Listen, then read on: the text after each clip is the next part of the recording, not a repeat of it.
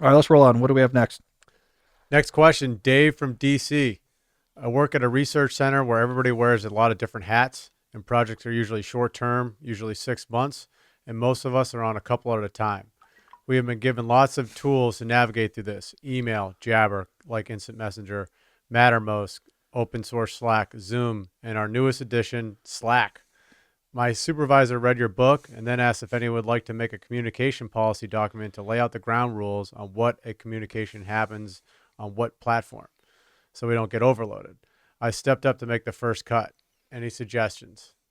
I thought this was relevant to today's topic because communication plays such a big role in the impact of overhead. And I mentioned one of the two ways for us to tame overload is to tame the way that overhead coordination, the overhead made up of coordination collaboration, how that unfolds. If we could tame how that coordination collaboration occurs so it doesn't spread out so much over so much of your schedule, that would help the overload issue. So writing a communication plan for your company or team could be a good way of reducing the footprint of necessary coordination and collaboration. So Dave, I'm glad you took on this challenge.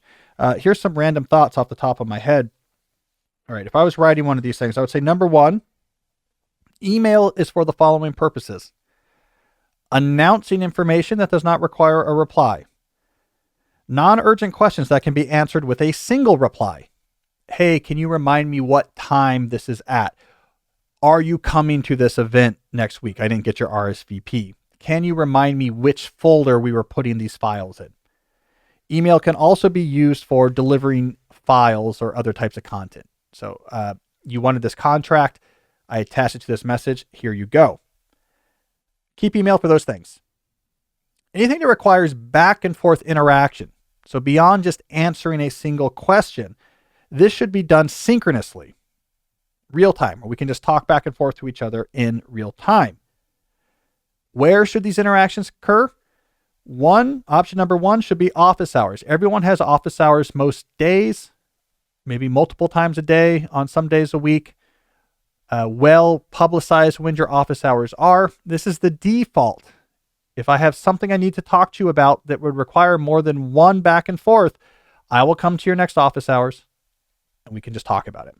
I don't care what medium you use to interact during office hours. It could be in person in the office. It could be on the phone. It could be on Zoom. You could just have a Zoom office with the office hours feature with the waiting room open.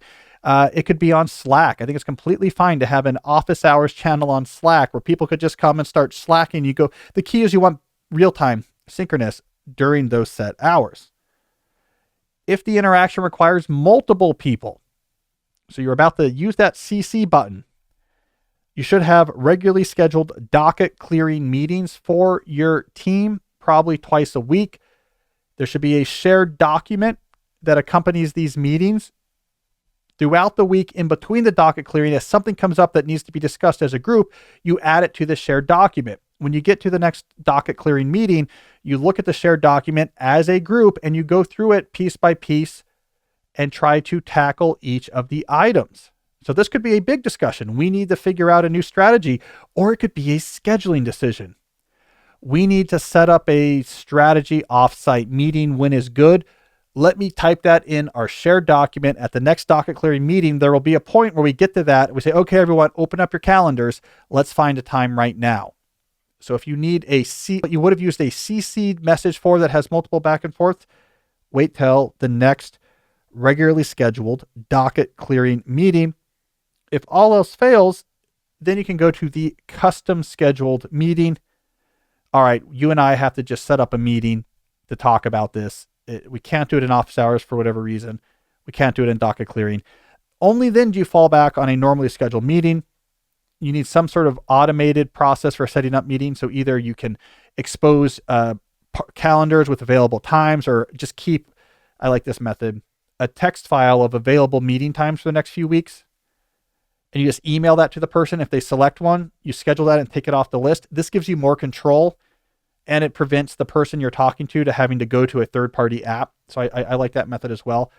But if you're going to schedule a custom meeting, that too can't require more than one message and a reply. So we're never doing multiple back and forths over email.